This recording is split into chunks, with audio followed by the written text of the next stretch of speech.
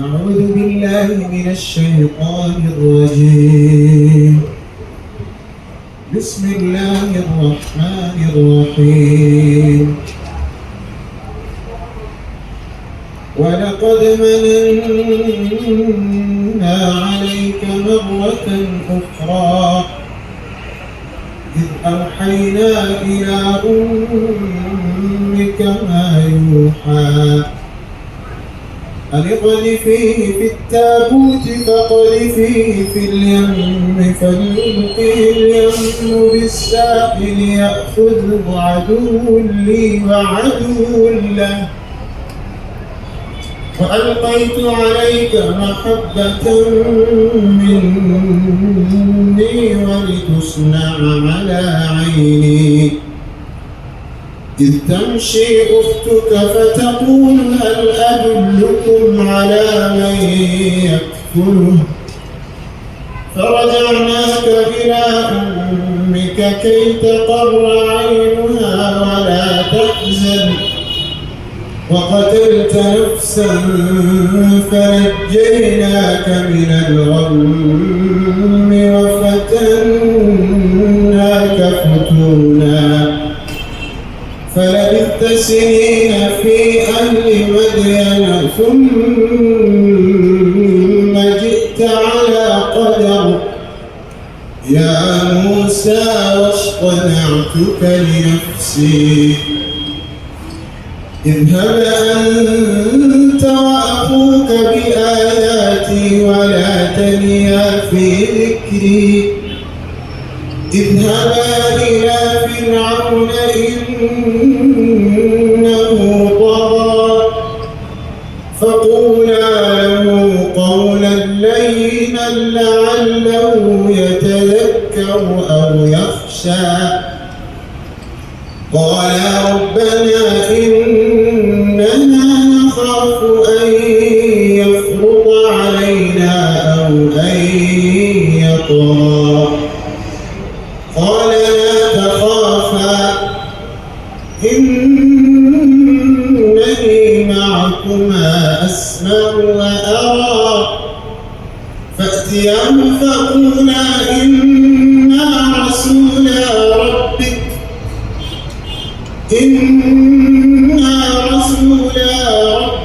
فأرسل معنا بني إسرائيل ولا تعذبهم قد جئناك بآية من ربك والسلام على من اتبع الهدى إنا قد أوحي إلينا أن العذاب على من كذب وتولى قال فمن ربكما يا موسى قال ربنا الذي أعطى كل شيء خلقه ثم هدى صدق الله العظيم. Subiremos إن شاء الله.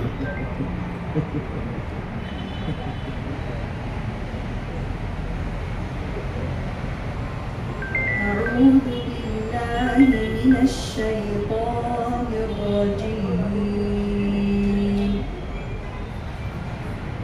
فكلي واشربي وقري عينا فإما ترين من البشر أحدا فقولي إني نذرت للرحمن صوما فلن أكلم اليوم إنسيا فأتت به قومها تحمله قالوا يا مريم لقد جئت شيئا فريا يا أخت هارون ما كان أبوك امرأ سوء وما كانت أمك بغيا فأشارت إليه. Sheikh bwatugambye nga we are innovating forward atugenda bugenzi maaso bonna awulira nti Irani Foundation emaze okutegeka empaka za Quran ate kati eri mu kuteekateeka iftar era ojja kubeera ng'ojjumbira ng'otegedde nti akasente ke twasobola okubakwasizaako wali tekatezereze kino. Ennaku z'omwezi 23 February Kampala Serena Hotel tickets za mitwalo 5 bw'ogula ku Momope bakongerako emitwalo 2 noba nga tiketi tugula ku mitwalo 3. Allah bawaddemu kasente emmeeza ya milioni 2 eka abantu 8 naabo tukyakoowola abantu baffe bagala okujja mubootu bajje bawagire Quran n'ebira osobola okubongera kuli naye tekyonanseka nekino mukyogereko emmotoka zaffe mabegaawo weziri era participant ndabalabye nga basanyuka nga balabye ku mmoloka ezo zammwe era Allah gwasobozesa awangula ng'agitwala insha Allahu tabaraka zazimabegaawo zibalinze munzikirize nsobole okujjulula bajuliketa baffe bano badembifo baabwe eri nga mbaleetera basheekh abagenda okuddako abalala wano ku pano twebaza nnyo bajuliketa baffe abalungi obakoowo nsaba communication ensi yonna ebeere ng'egiwulira. Barakallahu fikum. Assalamu alaikum warahmatullahi wabarakatuh. Ku Bilal Islamic Secondary School Bwayise Director Muhanna somero lino omusajja ono alina masters eya hadith ku Islamic University e Madina ate nga musomesa waffe najja kukusaba ajja asooka afune entebe wano abeere nga akalirako wano wansi insha Allah. Muzikize mpere Sheikh Mwalimu Mayambala insha Allah okubeera nga ajja akalireko wano naye afune entebe agenda kuba nga atuusa obubaka bwe insha Allahu tabaraka taala. Sheikh Bashir muzikirize mpitene Sheikh Hassan Nsubuga imamu waffe omusomesa waffe naye tuli naye muzikirize ajje abeere nga ababuuzaako atuusa obubaka bwe insha Allah. Ng'ate bano bonna nze basomesa bange mikwano gyange ate wamu ku bantu bendabirako ennyo sebo otusima obuweereza bammwe umma omwe basimba Mwalimu Mayambala naye tumwebaza okulaba nti tuli wamu naye kuba salaamu. Tulina basomesa baffe, tulinako Safe Border, tulinako Twahera Islamic Media, tulinako Success Motors. Wano wennyini we tuli Success Motors basponsa be tulina tujja kuba tubanyonnyola mu maaso eyo ku byo byaffe bye tulina emmoloka ezo. Wano wennyini we tuli tulinako bannaffe ba Hijab Nation Hajati Shamim omulabyeko waali Hajati Mariam Takuba CEO Big Events tuli naye. Tulina abantu baffe bangi basponsa tukyalina MTN weeri nga sponsor ku mukolo guno n'abalala netukyabeera nga tubanjulira insha Allah. Bajuliketa abalala bakatuuka mu kaseera kano Sheikh Amanya Ali Adi wamu ne Sheikh Taha muzikirize ntandike ne Sheikh Bashir Tale. Sheikh Bashir Tale asabye nti omusomesa we Mwalimu Mayambala ne Sheikh Mayambala ye n'asaba nti sosereseka Imam Hassan Nsubuga mukama wange wedda basa osabye nabo ne basaba sewo sabakkirize insha Allah.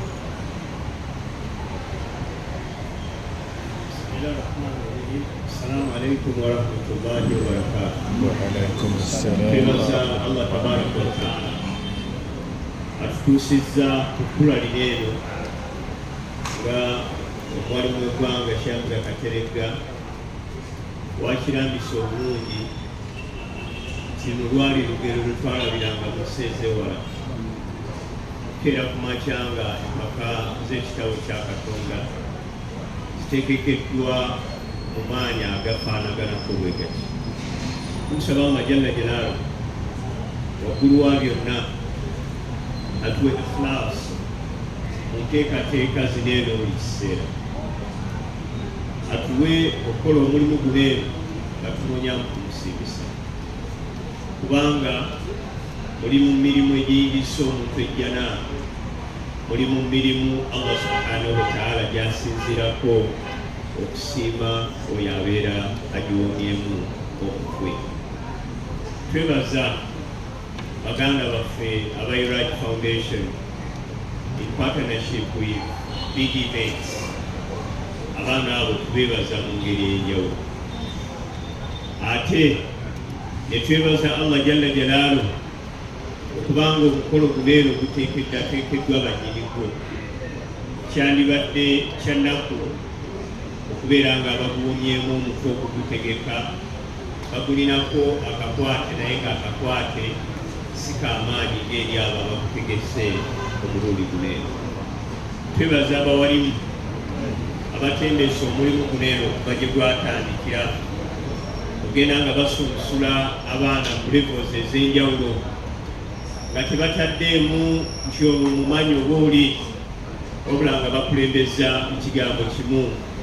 nti eno amaana ekya Allah tabaraka wa taala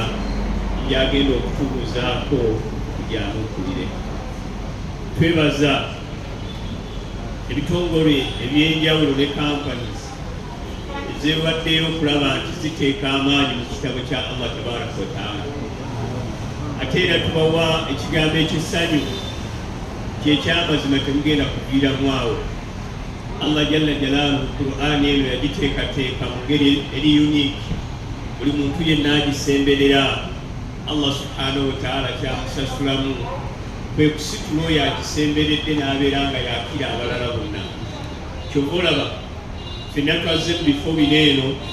naye ekitabo kye Allah jalla jalaaluhu omwana oyo naye n'akikwata kyengera mu byegere binene, era omuzadde afaanana bwatyo. Obeerangako obadde neweebazaamu Allah tabaraka wa taala,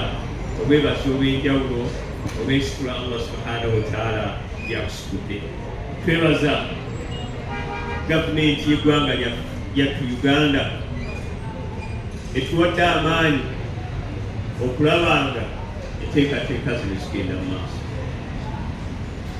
Baba kusalawo nga gavumenti nti omukolo guno togenda kubeerawo, ekyamazima obaolyawo tugwandibaddewo. Twebaza okuviira ddala ku pulezidenti w'eggwanga lino eno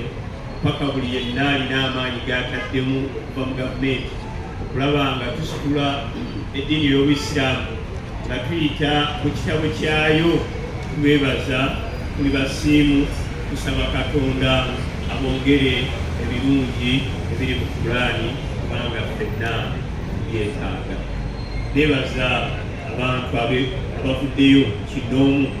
ne mujja ne tubeera ffenna ku mukolo guno eno, era twongera okubakoola ku lunaku luli ne tugenda okubeera mu Serena inshallah taala. Tubeereyo ffenna, buli muntu yenna wano olabe ng'olina contribution gy'otaddemu, neokunaabeera kubeerawooko, neokunaabeera kutuusa mawulire gano eno ku mulala, neokunaabeera kuteekamu kasente Allah kakusobozesezza. Kikola ekyo oba oliawo ekyo jakisanga nga ye nnuluzi Allah subhanahu wa taala gyagenda okusinzirako okufuulira embeera ennungi ku nsi n'enkomerero ne muzaddeyo. Nebaza abawalimu abakulembedde, nebaza abawalimu betutudde nabo waneeno bakama bange, betusaba Allah tabaraka wa taala atuwe obwenkanya, atuwe obuvunaanyizibwa obulungi, atuwe amaanyi aganatambuza ffenna nga tetuliimu ngeri njala yonna. Nyongera okwebaza omwana wattu, omwana oyo Bigi ne baganda be bateeseteese nabo aba Iraq, kulaba nti mwasalawo ne mutuula ne muvayo n'ekirowoozo ekirungi bwe kiti. Saba Allah subhanahu wa taala abasiimi. Kyenseddyayo omuntu okutegeka emikolo gya Qur'an olw'okuba nti Qur'an gyategese nzijuvu, ekimufuula kubeera nga mujjuvu, era kiyinza obutategeeza nti mujjuvu, asigala nga muntu ng'abantu abalala, bw'abanga n'obunafu bwonna wabulina omunenyanga ng'omuntu, ate omutegeezanga otyo ekisinga okubeera ekirungi alongoose. Tusaba Allah subhanahu wa taala omukolo guno eno agwongereyo era subhanaka Allahumma bihamdik ashhadu an la ilaha illa anta nastaghfiruka wa natubu ilayk. Wassalamu alaykum wa rahmatullahi wa barakatuh. Alaikum assalam wa rahmatullahi wa barakatuh. Hassan Yusufuga, musomesa waffe, mukwano gwaffe, Allah subhanahu wa taala musobozesezza kulira emizikiti egisukka mu 5 nga ye maamu waagyo, ate nga musomesa waffe ffe, ate nga muganda waffe. Tumwebaza ebigambo ebyo. Munzikirize mu kaseera kano mbeere nga nzizaako musomesa wange tayagala kumuyita shefe, ayagala nnyo okumuyita nti mwalimu Mayambala. Ate mu kaseera kano Sheikh Shafiq Wako, Director Maqam Travels, atuuse tuli naye mu nnyumba wano insha Allahu tabaraka wa taala. Agenda kubeera nga agatta eddoboozi lye olowoozi gamba Sheikh insha Allah. Mwalimu Mayambala ssebo mukama wange, akaseera kano ssebo ako kubeera nga otuusa mesejjo insha Allah tabaraka Allah. بسم الله الرحمن الرحيم الحمد لله والصلاة والسلام على رسول الله صلى الله عليه وسلم رب اشرح لي صدري ويسر لي أمري واحلل عقدة من لساني يفقهوا قولي أما بعد فالسلام عليكم ورحمة الله وبركاته. وعليكم السلام ورحمة الله وبركاته. Kuhusiana na dini ya Mr. Wasu ibatomuto musiri achi itambula siri mu watekambaraka which one okunebaza okukumalira mu mulungi wa Quran byonna ebikulembedde n'abateesesi n'abamu abakulembedde nakukiisa ekitambudde nebikyatambula kusaba ekitiibwa abantu obulungi era buli omu abeere nga musulamu mukaseera wekitiibwa kuno yali ayagala ofuula nabbi Muhammadu sallallahu alaihi wasallam ow'enkizo era ow'enjawulo ku bannabbi bonna tiyamuwa mukono gwaka, tiyamuwa muggo okuva ku nnyanja nakola byamugero nga baakulembera mu bannabbi bangi baali balina ebikolebwa abantu na buli omu n'asiima era n'awaana ne bamatira ne bagamba nti message yeeyo era egwanidde era ne bakkiriza ng'ekizza okuba challenginga kifaanagana nga bo kye balina kiri mu existence. Musa alayhi salatu wassalam nabbi wa Allah subhanahu wa ta'ala Allah yamuwa omukono nga wagussa mu nsawo ati guvaayo nga gwakayagana abaliwo bonna ne bamatira nti oyo si muntu wa bulijjo nga wakwata omugo gwe akukozesa kyonna kyayagadde wagusukasukota ku mazzi ekkubo lyejjijjako ogusuula wansi ebifuuka omusota n'ebisigadde webuki n'abakulembera ku bannabbi w'ekitiibwa Allah. Yali challenge y'amaanyi eri abasajja abalwanyi, eri abasajja abaali bemanyi nti banjawulira bankizo mu nsi. Sulaiman alayhi salatu wassalamu Allah muwa ng'ayogera buli lulimi olw'ekitonde ku nsi kuno. Allah n'amuwa obuyinza n'afuga olukalu, n'afuga amazzi, n'afuga ettaka ne wansi waalyo, n'afuga ne mu bbanga. Oyo Sulaiman alayhi salatu wassalamu. Era amaze kubamu wonna Air Force ne infantry kuna ng'amaze gonna agalina oyinza okwogerako. Oyo yalina ebyenjawulo era ebiwankizo nnyo. Okumanya aliwa peegi pulaani nnyini emwogerako nti eyagala okulaga omukyalo oli yali achallenginga agamba ani aleetera namulondo yakisinga anagireeta era n'alaga amaanyi ge nabakumanyiga ate babasinga era oli n'agerako okugiza teberwa liiso nga namulondo yakoze eki oli n'agenda okujja esiŋŋaana byonna byakyuse nga n'ekiwempe oba tiles zifaanagananga ennyanja kazi otu n'abikkula abeere nga abikkula ebisambi abikkula lugwere n'abikkula ennyamazzi. Yali challenge gyali era nga tulabanga byamagero era byanjawulo nnyo buli omu yenna alirabanga byankizo nnyo. Ani Sulaiman ayogera n'ensanafu, ani ayogera n'ebinyonyi, ani afuka kino na kino, ani Allah byawa ne mazzi agakomandinga n'empewo agikomandinga Sulaiman sijja kumalayo. Naye bonna abo newankubadde nga baalina ebeeki Allah yafuula Muhammad sallallahu alaihi wasallam ow'enkiso era ow'enjawulo era kabenni wa bannabbi mukama waabwe mu byonna bilquran. Anzala alaihi alquran, yamussaako Quran era message yali etandika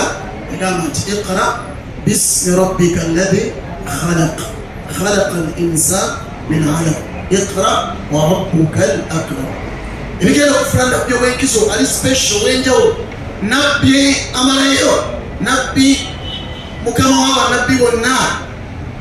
ejja kuba Qur'an. Allah yamusako Qur'an kijja kufuna obwenkizo era ddala butuufu al-imaamu al-anbiya imaamu al-mursalin sayyid bani adam ne adamu yennyini nga mwali wa Qur'an yamusimaku n'ekifulu yakissa Allah ekifulu ekyanjawulo ebutiisi wonna weyayita wali wankizo era wanjawulo. Sabe tulowoozeeko mu mbeera w'ekyo ebutiisi ayagala okufuuka omunene yenna Qur'an ng'abakulembedde bwe bagambye oyagala okufuuka omunene wekwata kuki Sega Swiss nkemaasembyayo wetuwala emyaka wano kizibu nnyo okulaba ng'envi abasinga obungi emyaka gyegimu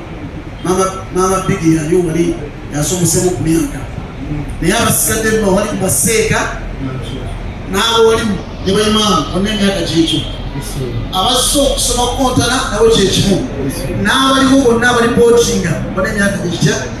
ekigambo ekyo nadde ekiranga kampe ku bantu babiri bokka yatugamba nti hablu hadhihi l-umma nannyini umma eno bwe tulina okwekwatako nga mugwa yagamba Abdullahi ibn Abbas yalina emyaka 16 emyaka 13 at 13 years nabbi weyafiira naye nabbi n'agamba sallallahu alaihi wasallam nti ono ye owagala okuwola mu umma eno n'otegeera Qur'an kamenya wa Qur'an ne tafsiri ayitibwa Ibn Abbas at 13 years nabbi sallallahu alaihi wasallam yafiira kyeyina asembayo aligera ku Usama ibn Zaid naye yali muvubuka naye nabbi waafiira ng'amuggyeko bwa komanda ng'ajje ku Khalid ibn Walid bwa komanda n'abamu omuvubuka omuto nga bano abavubuka ba Iraq n'abamu omuvubuka omuto nga bano abavubuka ba Bigi. Tereza buli kaseera tumusabe atuwe obulamu obusinga obulungi era atulungamye mu buli nsonga yonna. Tumusaba okusaasaanya emirembe ku Baka Muhammad sallallahu alaihi wasallam oyo yatusomesa ekitabo kino Qur'an. Allah bwe yamala okukimusomesa n'akitusomesa era n'ateekawo kaweefube n'abaako ne basahaba be yagamba nti gundi gwe abawandiika atali omu abatali babiri ne bawandiika Qur'an era ne bajja ng'etuusibwako bisuduri ng'eri mu bifuba byawo abalina okumanya ate ng'ewandiikiddwa n'okuwandiikibwa ate nga ne wa Allah subhanahu wa ta'ala ekuumibwa butiribiri. Neebaza enteekateeka eno yonna abateesiteesi mwenna Large Foundation, Hajati Mariam Bigi, Success Motors wetutudde tukwebaza kubanga ssebo n'okukkiriza abantu bajje batuule mu kifo nga kino. Simanyi wa motoka mmeka zetuulidde mu kifo kyazo naye ogaa mutuuzeewo enteekateeka ya Qur'an aye n'osalawo n'obeera nga owaayo n'ebirabo okuva bangi abalina obusobozi naye ng'ate bakyalinzeeko naye nga bagenda kujja insha Allahu ta'ala. Twebaza aba media mwenna, buli omu kyasobodde okukola na buli omu alina ekigambo kyasobola okutuusa n'akituusa. Bangi balaba bakutte amasimu naye n'agamba yadde essimu busimu sirina kamera y'amaanyi naye n'essimu ekituufu bo bakutte z'amaanyi ziraba n'agamba gangende nange ntuuse obubaka buno ekigambo kya Katonda kibadde nga kikola ki kitambula.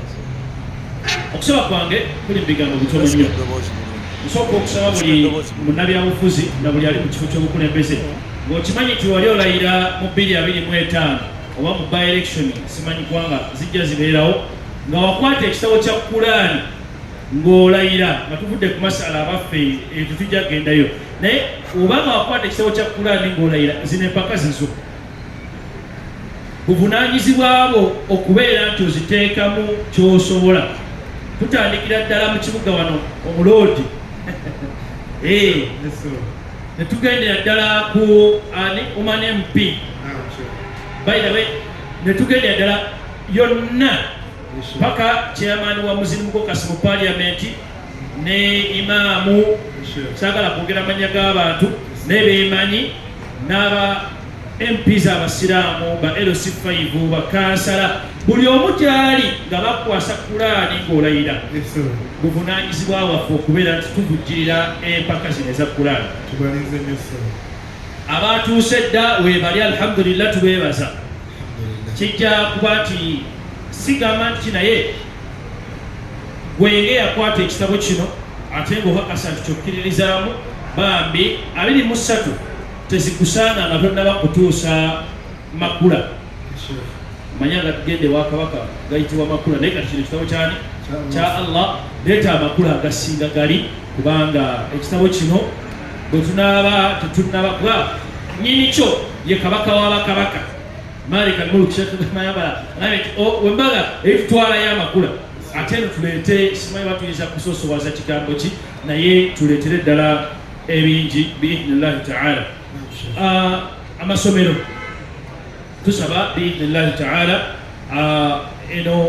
gondi yaffe programu yaffe kubanga amasomero wegasomesa Quran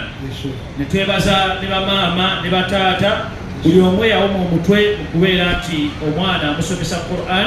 bambi tubeebaza zekakasa waliwo abantu abatadde sente mu mpaka zino naye nga mutuufu akyayiga buyizi kusoma Quran. Kati gwe haja aliyo ng'ekituufu Quran ogimanyi nga taata we yakuteekamu sente n'akutwala mu kataatiibu nga etuziyita ew'omuwali mu kabalaza n'osoma mbadde nkusaba bambi ojje empaka zino oziteekemu sente. Ebigambo ebisigadde byogera ku mugi wa Quran abasingako babyogedde dda saagala kubiddamu akadde ndaba katuliridde empiiga. So tusaba Allah subhanahu wa ta'ala abeere nga atweramu obwangu ab'emusa Februari fena tubeere insha Allah ta'ala tubeere nga ate naffe Uganda tutuuka tukole ekintu ekisinga ekye Tanzania wali ku Hamze wa Haji insha Allah ta'ala tumanyi omwaka ogujja tuyinza okuba nga tugenda kujjuza ekisaawe ekyo Hamze Stadium nga tukijjuza nga bagamba ki ekiri awo abasiraamu bategese National Quran competition. Inshallah tulemo bwangu. Barakallahu fikum. Assalamu alaykum wa rahmatullahi wa barakatuh. Omusajja ono mukwano gwange atenga era musajja musomesa waffe ffenna director wa Maqam Travels Sheikh Shafiq Mafo nga Allah yamuwa amasanyalaze sewo kusaba Allah abeerenga agakuumira atakwongera obulungi.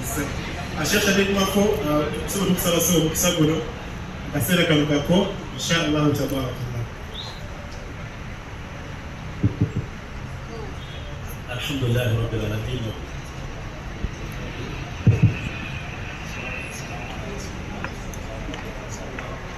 ala alihi wa sahbihi ajma'in. Salamu yawase kabya okebyo kasiku sikape ko kwandi mukwano gwe atengere sikape nyo ko bahafizu Qur'an ajma'in mukwe. Assalamu alaikum wa rahmatullahi wa barakatuh. Assalamu alaikum wa rahmatullahi wa barakatuh. Wetola salamu nitajidda mukabaka muno kalagantu tuze ku mukoro gwa Qur'an ne Qur'an byegamba ate tubiteeka mu mukola kuba ekiramuso ekyo mu Qur'an Allah tugamba kiramuso min indillah nga Allah subhanahu wa ta'ala kyatusimira mu bigambo byonna ebiri mu nsi yonna kubanga Allah buli lulimi alumanyi. Olwala Allah alumanyi, Oluswahili alumanyi, Olutota alumanyi, Olubika alumanyi, buli lulimi lwomanyi. Luganda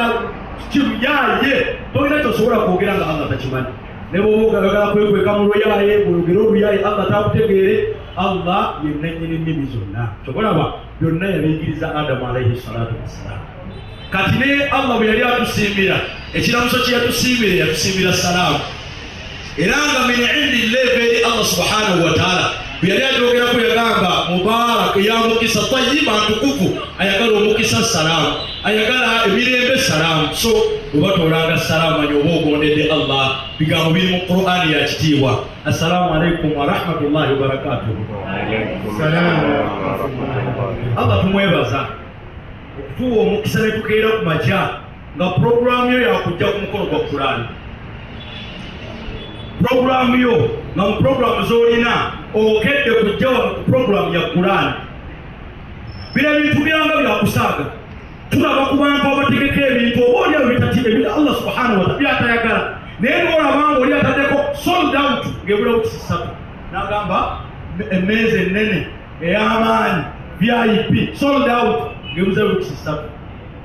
naye nga mmeeza kyeyo eneebaako omwenge sold out ejjudde naye nga abagenda okugijjulako Shamimu, Sumaya, Jaliya, Mafu Singa Tafiiki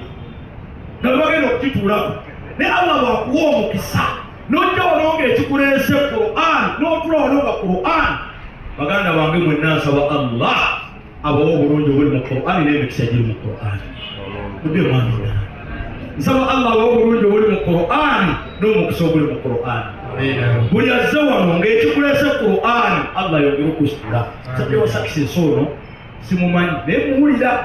yebadde muwulirako ebitonotono nabaddeko ne Shamimu mukwano goleini nanyumiza success ono kyeyakolera maama we ekyagala nnyo nenga musajja wange Allah bakyawa nazibira maama we olubiri nyumba ey'amaanyi kati maama slow Qur'an yo byegamba takomyawo n'alabikirako mu Qur'an n'aleeta ekifo n'emboloka eziri wangawo Qur'an sajja wa success oyo yonna waali nsaba Allah amusiime nsaba Allah amugulirewo nsaba Allah buli alooza ku mmotoka success nobuli ali wano waligirese wano success mwegala jagala mu Qur'an ogenda wali obugambo eyange ngirese entuteemu lwa Qur'an oyogera buli ku Qur'an ng'ogirekawo ogenda n'empya Allah amuntu amuwangale so abantu bati si bangi bannaaye nga tuzze mazima abantu abaagala ebintu bya Allah si bangi abantu bafulukayo ebintu ebitagasa ne babiteekamu amaanyi ne babyogera ne babiteekamu ssente n'ebintu bino ebyeddiini si bangi ababibeeramu ababibogera si bangi era nsanyuse nnyo mu bimu ku byasinga okunsanyusa njagala kwebaza Mariyamu omuteesiteesi ne Iraki olw'okugjayo basseeka baffe ekituufu kiri nti Uganda eno esukkulumya nnyo abantu abamu n'etasukkulumya bamu abantu abaliko ejjana tebasukkulumya twali tukyasoma ebiraali ne muto muganda wange Sheikh Sajid oyo n'agenda ebuwala ku Saudi Arabia n'asoma Qur'an n'asinga mu nsi yonna naye n'abasiraamu tebakimanyi naye omuntu afuluma ne Uganda n'agenda n'afutuka emisinde akomerawo mu State House bamuwa ebirabo nga bingi naye omusajja agenda n'akiikirira agenda baba ku ntambi zaabwe n'asoma n'asinga mu nsi yonna n'abawalagu bannannyini Qur'an nga nabo mwebali ne bukeera ku makya Sajid oyo omu ku basazi sabodole kusalamu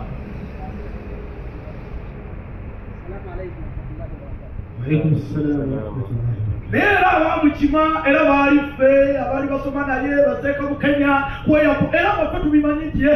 nakati waliwo abatabimanyi posi ne Hamu Allah amusiime omugagga Hamu n'ategeera Qur'an era Hamu nkusaba yonna gy'oli mukwano gwange vaayo ku nsonga eno ya Qur'an nga bw'ogyagala abamu ku basazi b'empaka yeseekawo Sajidi tuzeetabemu oba ogamba omuwanguzi omwadde amaduuka anaasobozemu emyezi 6 g'obuli naye kyonna ky'ogamba oyo Qur'an agyagala kyemanyi bw'anaakalaba oba yasiinya ajja kubanoonya ne bw'otanoonya nti gwe noonoonya aba Qur'an noga nti seeka Sajidi wange nkwagadde oli asembayo eri muto wange kaali kaana kato kaadi amanya kaali kaana kato bwekati n'agenda n'akiikira Uganda yonna osoma Qur'an Saudi n'avaayo yali mu mpaka za Kuwait nga bawalabu be bazisala n'asoma Qur'an omusazi omuwalabu n'amuyita n'amugamba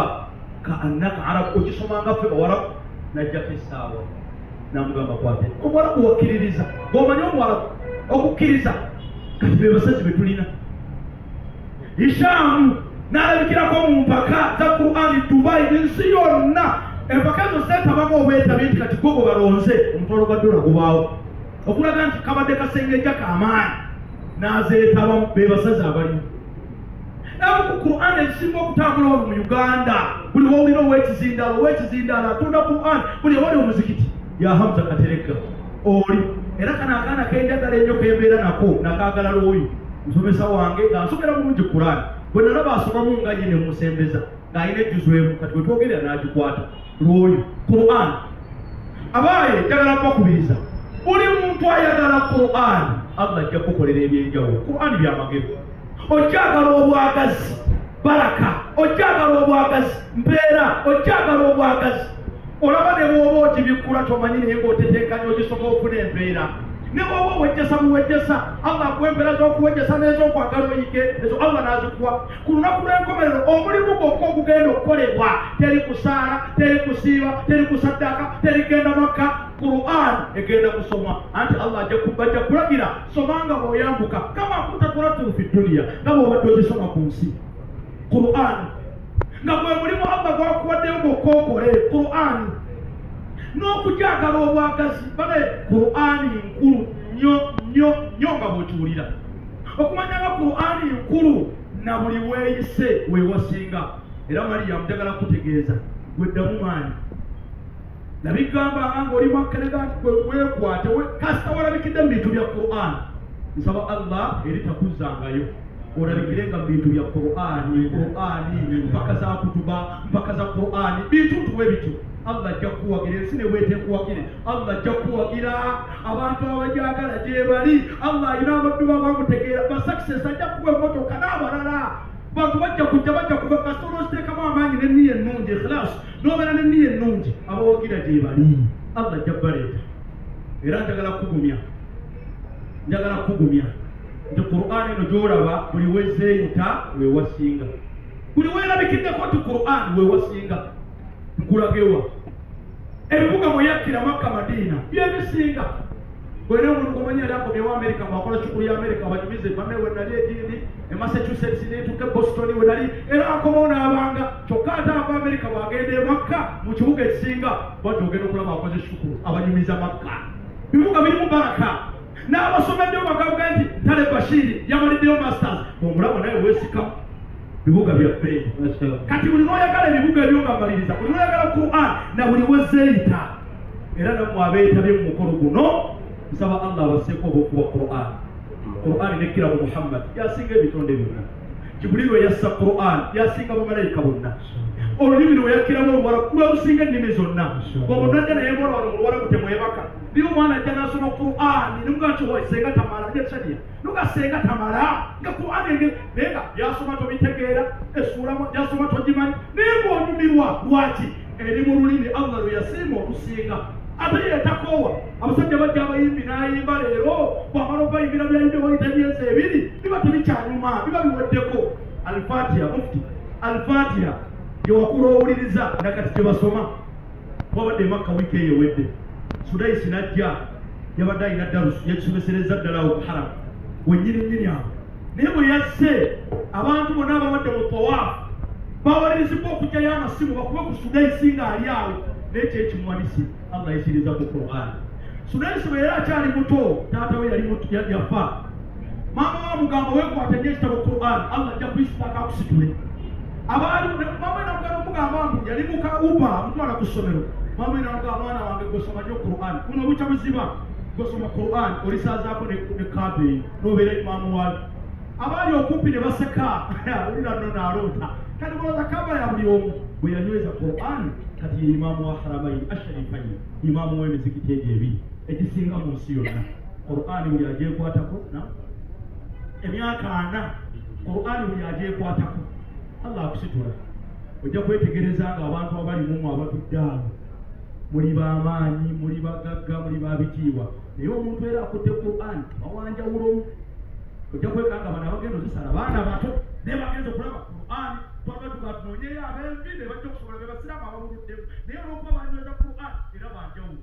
mufti mulidde ebintu wa Qur'an era bafatikira emirembe gikyuse emirembe gyedda Shamiru emirembe gyedda baseeka yasomanga obusomi Qur'an gyagenze nabaga nti okusinzira Qur'an gyasomye n'omukyala wuyo agende naye naye kati ab'ennaku zino abakyala balina majini n'osulanga osoma mukulangira mu matuulo salaamu muli bameka emitwalo 11 nodda mu kujanja baseka Bukhari misawo ng'akuwa ddagala jjanjaba oyo so Allah bw'akuwa Qur'an njagala kumaliriza nga neebaza buli kitongole ekivuddeyo salaamu kibyeto tukisuubira kyerina okukola NBS KBS n'ebitongole ebirala ebivuddeyo okuyambako mu kuwagira abasosho media uganda wange kosa so webala kuba bintu byakulanga abantu abasosho TikTok social media nammwe musaakaanyenga abantu abasaakaanya ebivvulu ebirimu obwenge ebirimu nammwe muteekeeyo Qur'an abagisoma muteekeeyo abantu bajja gitegeera buli bwe katambula amasomero muveeyo mwewandiisa ate muwagire tugamba nti buli yenna awagira ebya Quran nammwe mumuwagire amasomero agabudo ne gawagira Quran nammwe mugawagire ebitongole ebibudo ne boogera Quran nammwe muwagire buli kintu omwabudo nawagira Quran nammwe muwagire bw'ogula ku success manya n'omwaka ogujja oba omuwagidde era ateeke mu Quran ربنا تقبل منا انك انت السميع العليم وتب علينا يا مولانا انك انت التواب الرحيم سبحان الله توبوا وجوه القران اثيروا مقسم القران اتوا غاز القران اتوا بانا بكت القران اتمر زبرمو القران وصلى الله على محمد وعلى اله وصحبه وسلم والحمد لله رب العالمين